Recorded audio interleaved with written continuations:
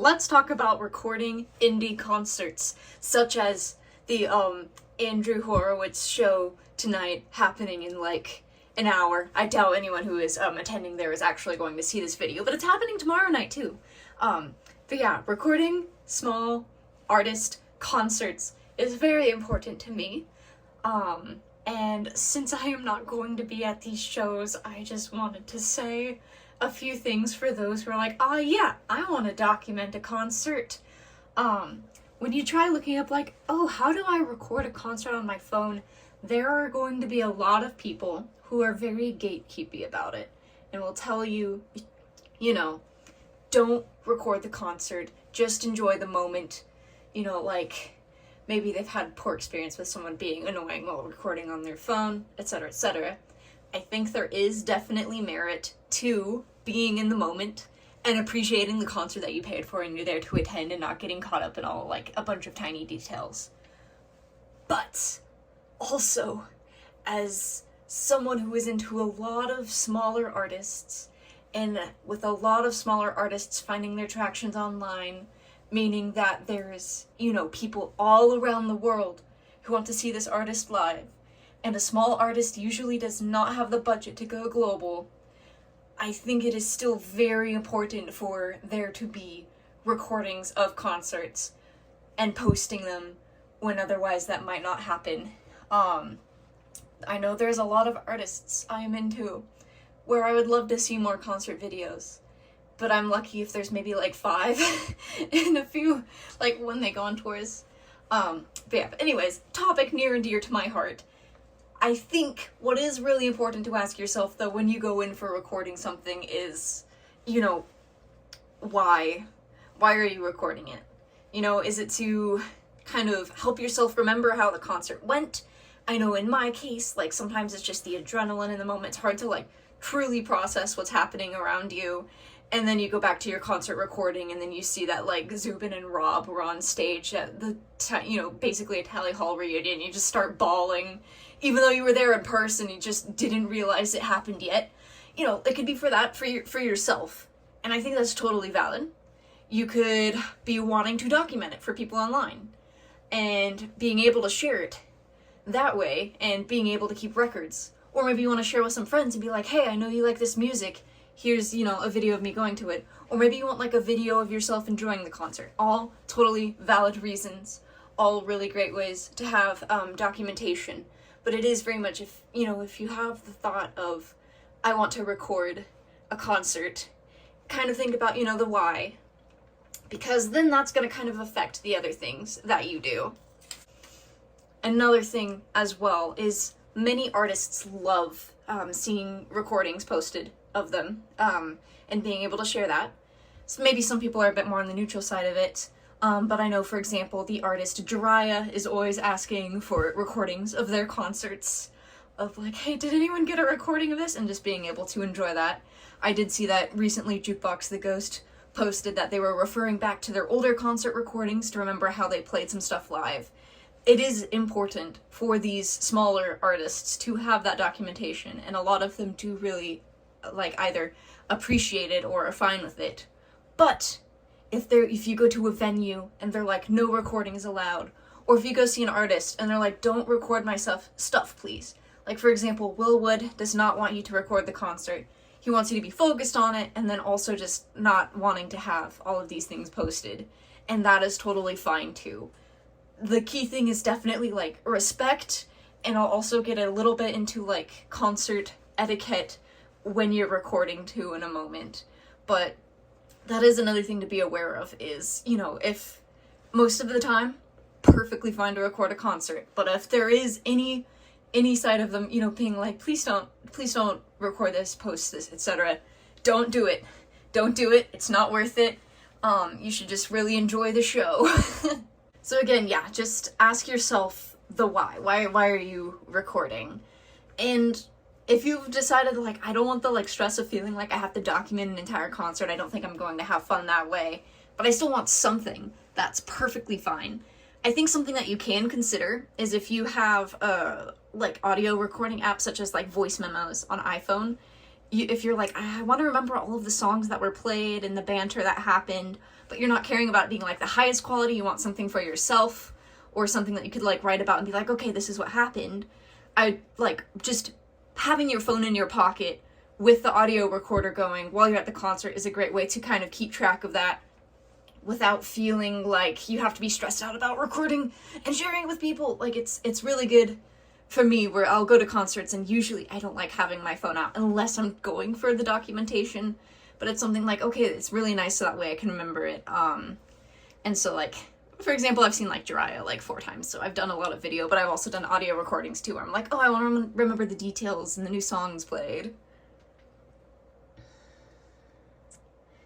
Another consideration, if you're like, oh, I want to share with my friends, you know, the cool stuff that happened when I was there, you could also consider, like, you know, recording videos of yourself reacting to the concert. I think that's also severely underrated when it comes to sharing cool moments with your friends. Or you could also just be like, I think I just am going to record, you know, one song I really like. That'd be pretty cool. Again, just really think about why you're doing it and how you want to balance, like, actually enjoying the concert while also whatever mission you might have when you're like, I want to record a concert. But then maybe you're also like, I want to record and document the entire thing. Maybe that is the boat that you're in.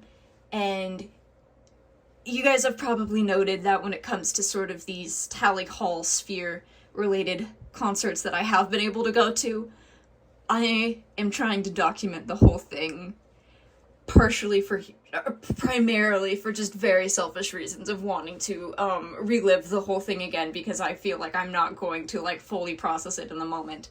But it also is very important for documentation too. And with Tally Hall, the archival community is amazing, and I know that I've appreciated like being able to see past concert recordings, so, you know, definitely primarily just kind of me being like, I want to remember this happened, but, you know, it's good to have that resource to be able to share with these communities of like, here's the full concert that happened, and so that way they can feel like they're a part of it too.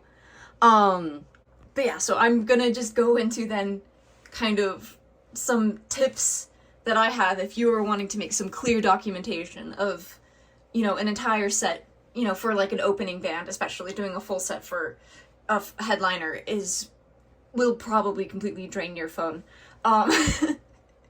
But especially for openers, as in the case that Andrew has been doing for these Jukebox the Ghost shows, where it's about, you know, 30 minutes to 50 minutes of recording and wanting to record it well. I have some tips for you. You'll notice that I'm recording this current video on my phone, but because that's what I want to say. Say hi to your phone. Like, smartphones, I mean, it's kind of hard to see. I have a really overpowered camera on my smartphone, maybe, which is why I do all my recording on it. But, like, modern phones have really good cameras, and a lot of venues won't let you take in, like, professional cameras either, which is totally valid, but even just being able to take advantage of documenting with just your phone, I cannot endorse it enough. But then again, there's some, you know, different things to keep in mind if you are wanting to do that, and then also how you would be respectful to other people if you are doing that. Another thing you might have noticed is my phone case is completely off. I took my phone out of my phone case. And the reason for it is, depending on the model of your phone, your microphones might actually end up being blocked by the type of phone case you have, and that's the case for me. For example, mine has a microphone on the front here. It has a microphone on the back of the screen. And then there is actually a microphone right here, which is what gets covered by my phone case. And it's recording both on the, you know, the left and the right sides of audio. And so if this is covered, half of the audio when you play it back gets really muffled. So that's why I've taken my phone out of the phone case, so it gets a little bit of that better audio quality. Something else to consider about your phone microphones is it's designed typically to pick up sound closest as if you're talking into the microphone. So if you're at the concert and you really want to sing and you want to record as well, something to consider is this is going to prioritize your singing over anything else around you. That's why there's a lot of concert videos out there when someone's singing or someone next to the person recording is singing, that's all you hear. Not anyone's fault. It's just how the phone decides, like, okay, this is the most important thing. It is normal to sing at concerts. It's normal for other people to sing at concerts. I would say definitely sing at concerts. But if you're trying to record, that's something to keep in mind, is with those microphones. And if you'll notice, I kind of keep switching my hands back and forth to hold it where I don't cover this microphone on this side, and I kind of do this, you know, like little, like, my little, like, pinky extended thing. But the other thing, too, is if you're holding it, you're going to be holding your phone for a while. And so you kind of, like, can grab it between the two hands. And you're like, man, I really want to, you know, like, rest my hand. You can maybe, like, support your arm here. But something else to be aware of at the concert is if you're close to the stage or you're next to something, and you're like, oh man, I just need to lean my arm against something, it's going to vibrate from all of the sound of the concert, and that is going to pick up on your phone, unfortunately. So that's another thing to keep in mind if you're like, I want to be documenting this concert, is your hands are going to get sore, and you're going to kind of just want to do this little awkward, like, back and forth switch, where you're not getting your hands in front of the camera, and not covering any of the microphones.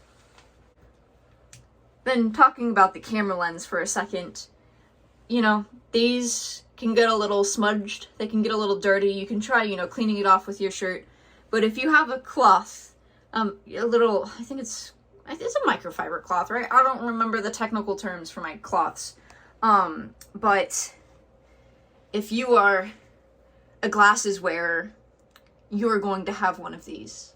If you're at a concert and you don't wear glasses, or you forgot this, if you're willing to try making a friend and asking a favor, you could turn to someone at a concert who has glasses and ask, hey, do you have a glasses cleaner cloth I could borrow for like 2 seconds? And then you could just clean off the front of your lens. Because if there's fingerprints on it, it's going to make like weird light glare stuff. And, you know, you can still capture a concert, but it just, you know, something to be aware of is if you have a thumbprint on the front of your camera, it's going to be somewhat noticeable.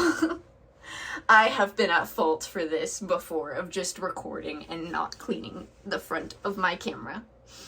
And as mentioned, I do all of my recording on this camera from the past 3 years or whatever. Then, the next considerations on your phone is going to be, is it charged?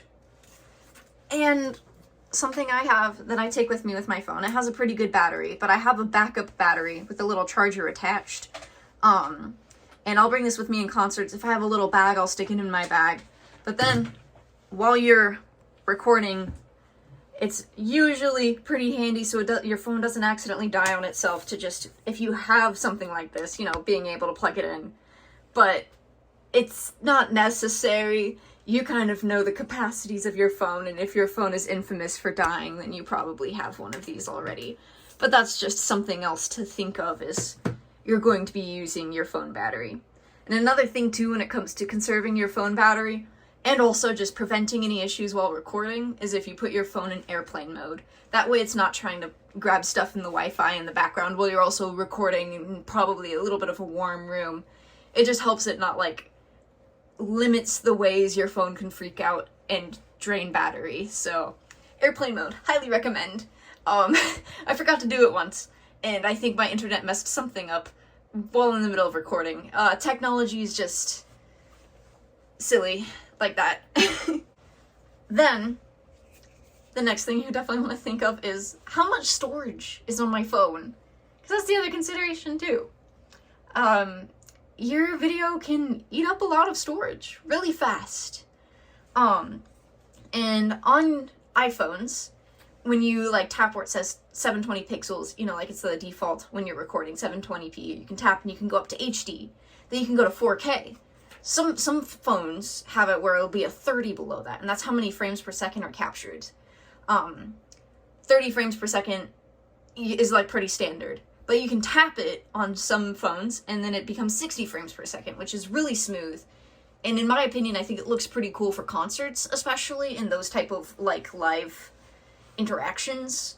And so sometimes I've recorded, like, entire sets with the 4K setting on my phone and 60 frames per second. But if you don't have the storage space, you know, don't try to do it. In general, if you're, like, overestimating how much your video recording is, and you might want to double check with your type of phone. But, like, on my phone, if I'm overestimating it, if I'm recording at the highest quality I can of 4K 60 frames per second, every minute takes about a gigabyte of storage. So if it's a 45-minute set, I'm going to at least need 45 gigabytes. The final file may not be that big, actually, but it's something to think of. Is if you're recording at the highest, you know, maybe about a gigabyte a minute. If you're recording at 1080 pixels with 30 frames per second, which is pretty standard, that's considered HD, and also like HD on, you know, high definition on YouTube, then that's going to be about 10 minutes of recording will be about a gigabyte. Estimating, you know, again, probably depends on your phone, but that's sort of a consideration to have if you're wanting to record a lot, you know, at once. But yeah, like, you know, if you have time before a concert, you can look into the capabilities your phone has. If it has, for example, high definition resolution, that makes concert videos look really great. If you're at an outdoor concert and you have an iPhone, I know some of them have a feature called action mode, where it can automatically stabilize shaky video for you, but it needs a lot of light, so indoor concerts don't work really well. You know, you can also usually tap a screen and adjust the brightness, or tap on what you want to focus. Another thing of note is, it also probably depends on your phone, but generally you don't want to be zoomed in or zooming back and forth while recording, just because it's going to, sometimes it'll digitally zoom, but then also on this phone, if you zoom in, the audio changes where it tries to do like zoom in the audio as to where it thinks it's going to be picking up sound, and it sounds really weird when you're going back and forth. Granted, it might just be something on this phone, but generally, if you're wanting things to look somewhat consistent, not zooming in, you know, is probably best, and you can always, you know, crop it later if you really want to. Cropping is usually going to be a better quality than if you zoomed in. But again, depends on your phone. If you know about the camera of your phone, or are willing to look into it, you'll probably find a lot better information. But generally, you probably don't want to be zooming or switching the zoom while you're recording. Just how it normally is great. There is the exception where sometimes I use the 0.5 zoom if I'm at the very front of the stage and there's a lot of people all around and I want to be able to see all of them at once. Then it's slightly warped, but that way you can see more people from the front. The next consideration is going to be, what does concert etiquette look like when you're recording on your phone? These are not like steadfast rules, and I'm kind of making these up, but generally you want to make sure that your phone is not at full brightness while you're trying to record, because whoever is standing next to or behind you is going to get blinded, especially when you're in a dark concert. It's different if you're in an outdoor concert and you have the brightness turned up so you can actually see what's going on. But just turn it down as low as you can while still being able to see the screen. The other thing you don't want to do is be like holding the phone above your head, because then you're going to be just blocking whoever is behind you.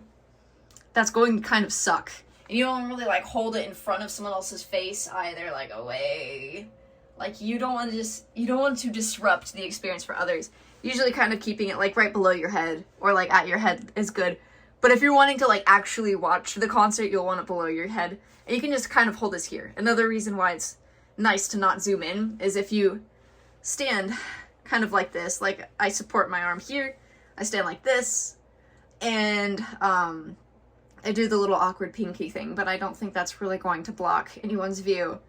And that way it's out of the way of, you know, other people's faces for the most part, and that way I can be staring at the concert with my own eyes, and just in general I know because the camera's right here, this is generally going to be seeing the same thing I see. Obviously, it's different if you're not at the very front of the stage, or if you're short, like me, And so you might have to bring it a little bit more up to eye level, or like right below eye level, so that way you can actually show what's going on and not over a bunch of people's heads. You could also hold it up over your head if you're like at the very back and there's not anyone behind you, or up against a wall. I think that's totally fine. Again, it's just not disrupting it for others. The other thing too is don't tell other people to like do stuff for you because you're trying to record. Like, don't be like, hey, can you please stop singing? I'm trying to record this here. Like, don't do that. Don't do that. A lot of the gatekeepy articles I find on Reddit are people like complaining about people who do that. And so I think it's just, it's not fun, and it's also, you know, again, just being nice to other people, being respectful of other people is great, especially at a concert. Everyone's there to have fun. Another thing is, especially if you're at the front, this is something that's kind of in my opinion, or even if you're a bit further back.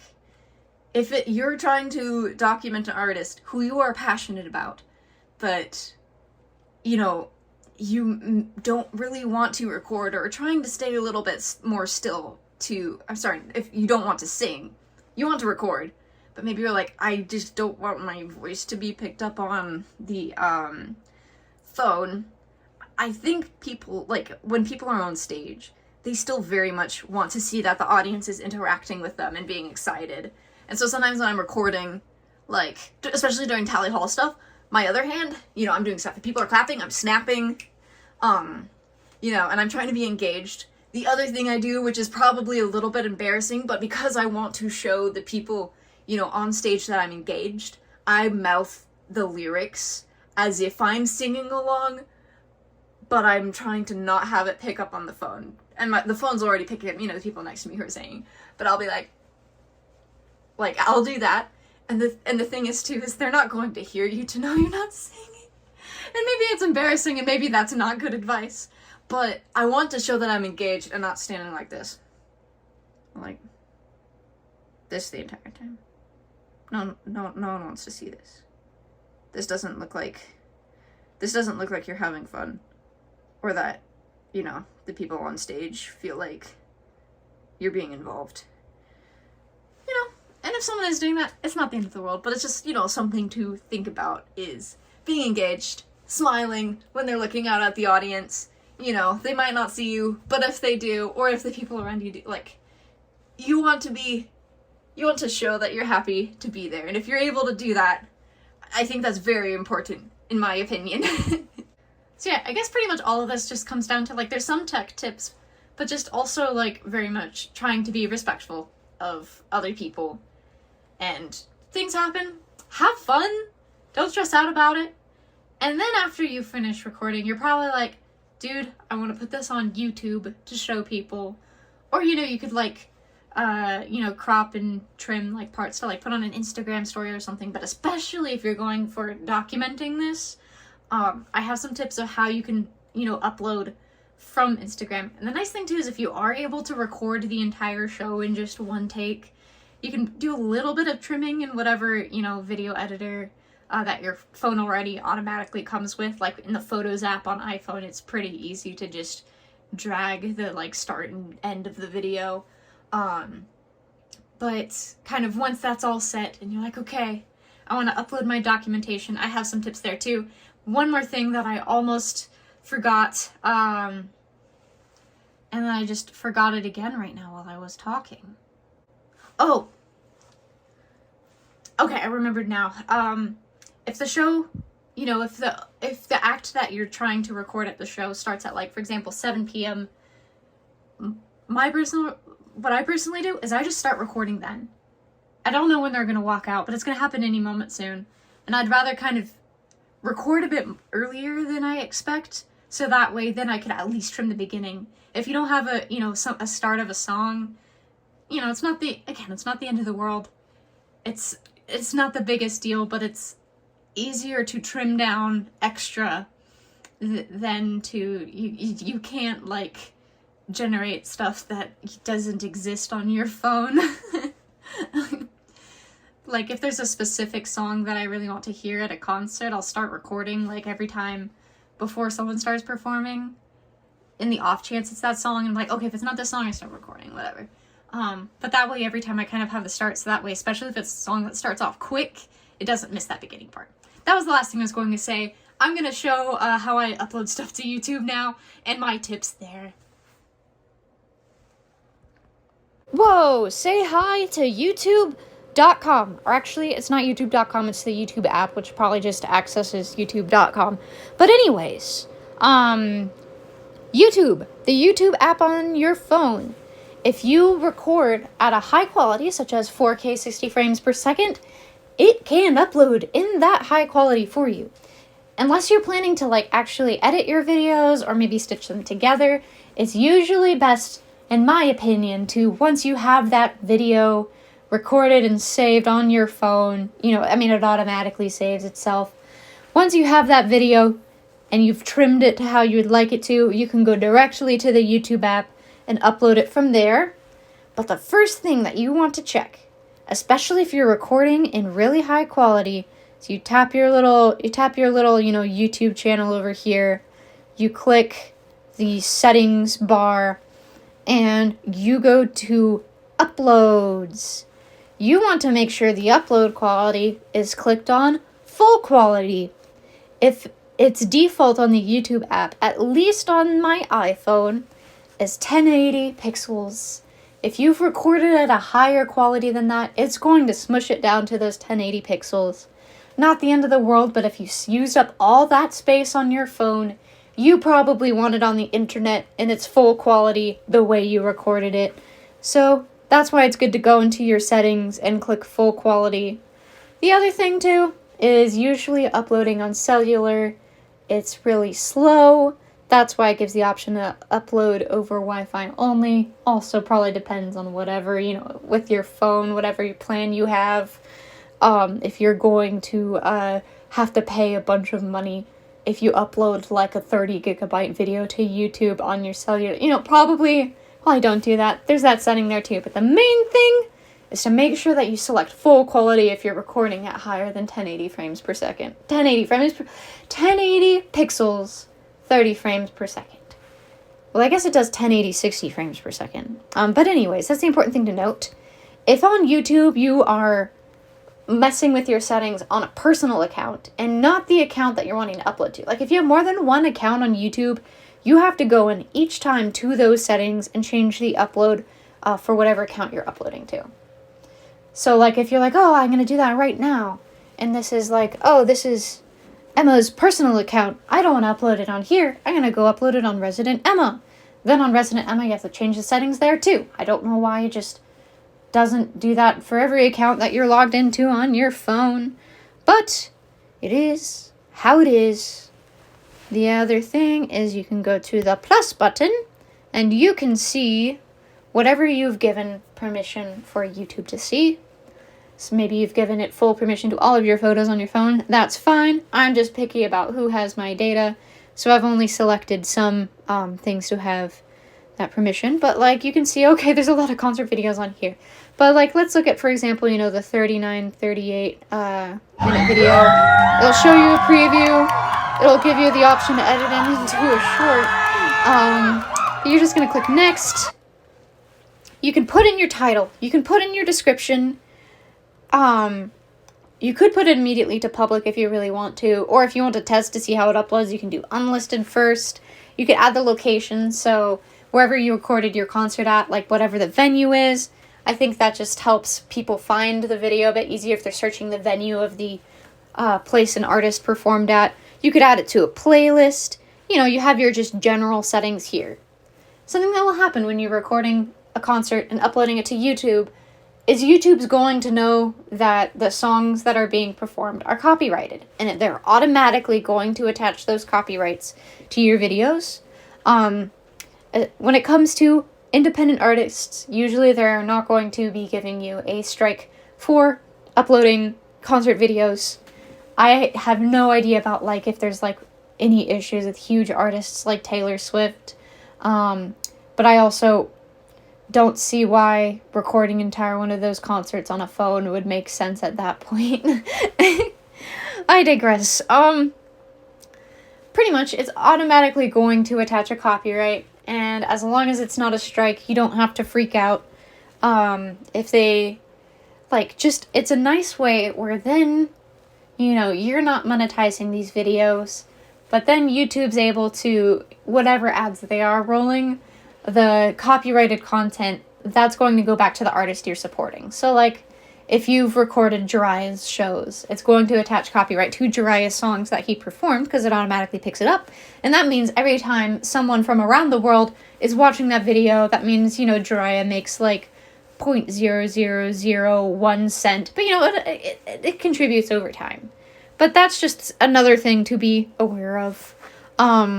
And yeah, just obviously, like, don't monetize stuff that's not your own. That's just kind of a common sense thing, and YouTube usually will not let you.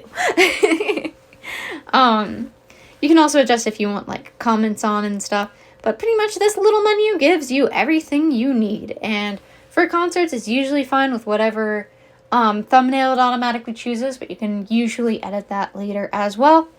You'll press the upload button, and in this case, I am actually going to set this as private so I don't accidentally post this to my channel right now. You click upload, and it says uploading to your videos. Here's the other thing when you are uploading to YouTube. You have to have it open on this screen for it to stay focused on uploading. Otherwise, I've noticed it tends to forget, and it takes forever. And so, something I do is I turn off my phone screen where it, like, my phone, you know, automatically turns itself off after, like, 2 minutes of not using it. I turn that off when I'm uploading videos, just because otherwise then YouTube just stops uploading the video, and it's very annoying. So yeah, so then it goes through the whole process of uploading it on there, and it gives you little progress updates, but you just want to keep this page open while the video's uploading. So this is usually, like, if you're going to a concert, and afterwards you're back at the hotel, and you're, like, going to bed for the night, that's a good time to upload and just have this screen on and your phone plugged in. But yeah, so then once that's up there, I'm going to stop this because I don't need it. Once that's up there, you're like, oh yeah, I really, you know, I documented this entire concert. I really want people to see it. You can go and you can, you know, once it's uploaded, you can share the video, copy the link, create a post on your YouTube account, and then, like, share it to people who want to see it. You know? If they, for example, Andrew Horowitz's show with, you know, Tally Hall members showing up, you'll probably be like, okay, I could share this into, if I'm in a Tally Hall Discord server, I could post this on Tally Hall Reddit. You know, like being like, hey guys, I made a recording of this show. Generally, people are pretty excited to see that. But it's kind of, you know, it's your call, or people will find it and kind of share it on your behalf too.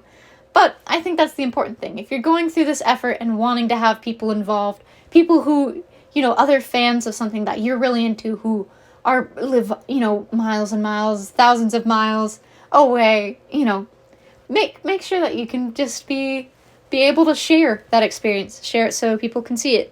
But yeah, if you notice too, the other thing I'll do is after, like, a full concert's uploaded, then I'll go and I'll trim the individual songs and upload those as well. That's just something I enjoy doing personally. But yeah, I now realize as I'm recording, I think, like, Andrew's probably going to go on in, like, an hour and a half, so I have a very short amount of time to upload this, and I really doubt anyone will see it, but, you know, maybe I'll help some tomorrow, or just in general. As time goes on, there's going to be cool concerts to see, and, you know, it's cool to have documentation for these small artists, and being able to share that. And I'm also just going to be peeled to my phone tonight to see what happens at this show and what videos people post of the songs. But yes, yep, this is Resident Emma of Emmatronics. Thank you for watching. Thank you for my channel member, Ophelia, for supporting the channel and just being awesome. But yeah, thank you. Bye!